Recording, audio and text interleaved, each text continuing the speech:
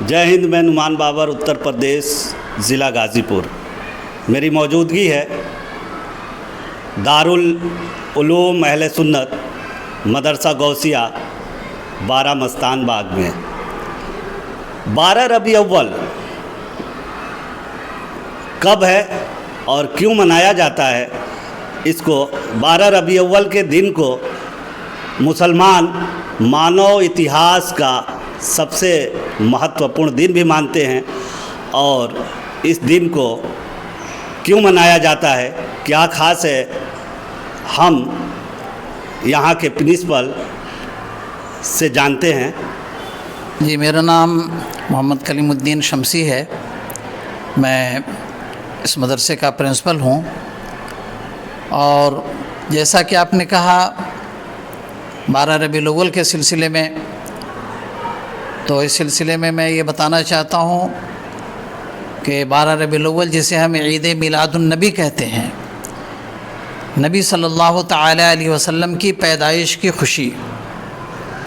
और इस साल इसकी खुसूसियत यानी विशेषता है, और विशेषता ये है कि इस साल नबी पाक सल्लल्लाहु तआला अलैहि वसल्लम हुजूर ताजदार मदीना की विलादत के 1500 साल मुकम्मल हो गए। ये कब मनाया जाएगा सर?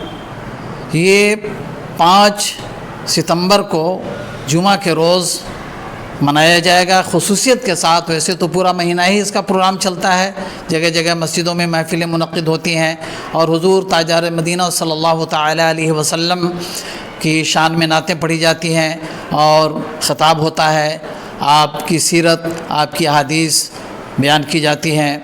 और 12 रबीउल अव्वल को यानी जुमा के रोज़ 7:30 बजे मेरे यहाँ से मिलादुन नबी सल्लल्लाहु तआला अलैहि वसल्लम का जुलूस निकलता है, जो इंतहाई शांति के साथ पूरब तरफ 4 पट्टी का भ्रमण करता हुआ, दौरा करता हुआ संगत तक जाता है और वहाँ से फिर बाज़ार होते हुए फिर 12 बजे के करीब मदरसा के प्रांगण में इसके सहन में आकर के ये जुलूस ख़त्म हो जाता है।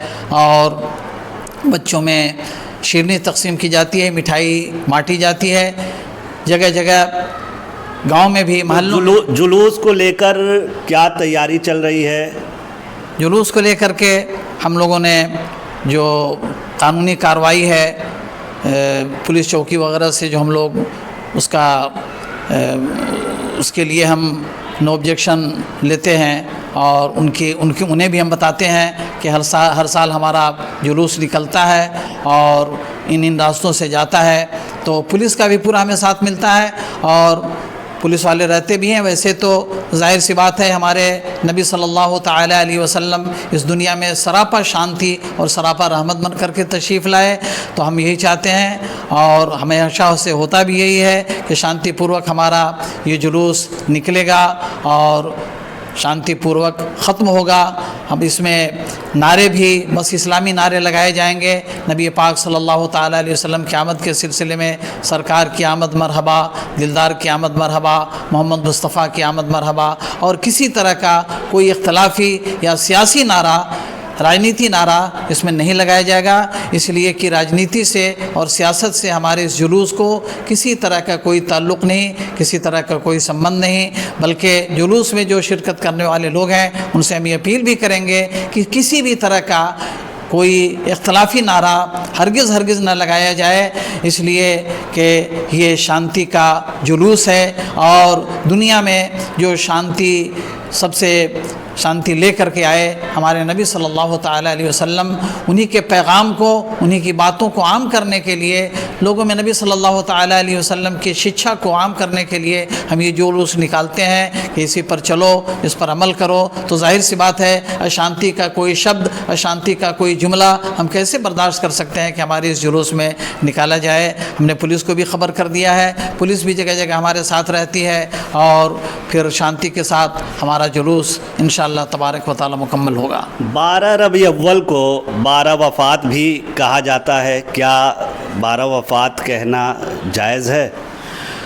12 रबीउल अव्वल को हम नबी सल्लल्लाहु तआला अलैहि वसल्लम की विलादत की खुशी मनाते हैं। इस सिलसिले में چونکہ نبی صلی اللہ تعالیٰ علیہ وسلم نے پردہ بھی فرمایا اسی مہینے میں اور آپ کی ولادت بھی ہوئی اسی مہینے میں، تو ہم نبی صلی اللہ تعالیٰ علیہ وسلم کی وفات کا غم نہیں مناتے ہیں، اس لیے کہ یہ تو وہ ہستیاں ہیں کہ جنہوں نے ساری دنیا کو زندگی مذہب اسلام میں وفات کا غم منانا بھی تو جائز نہیں ہے، غم تو نہیں منا سکتے، خوشی تو منائی جا سکتی ہے۔ ہاں، خوشی منائی جا سکتی ہے، اسی لیے ہم نبی صلی اللہ تعالیٰ علیہ وسلم کی ولادت کی، پیدائش کی خوشی مناتے ہیں۔ اب تاریخ وغیرہ میں مورخین جو اتہاس کار ہیں ان کا اس سلسلے میں کچھ اختلاف رہا ہے کہ 9 ربیع الاول کو ولادت ہوئی، 12 ربیع الاول کو وفات ہوئی، اور بعض نے لکھا کہ نہیں 12 ربیع الاول کو ولادت ہوئی، 12 ہی کو وفات ہوئی، کسی نے 9 کو وفات لکھا۔ تو اس سلسلے میں جو اختلافات ہیں مورخین کے وہ اپنی جگہ پر ہیں، لیکن ظاہر سی بات ہے ہم نبی کی پیدائش کی خوشی مناتے ہیں، ہم نبی کی وفات کا نہ غم مناتے ہیں اور نہ یہ غم منانا جائز ہے۔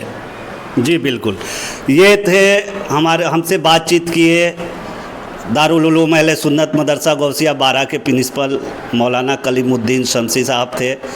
انہوں نے حضور اکرم صلی اللہ علیہ وسلم کی ولادت کو لے کر تمام جانکاریاں دی۔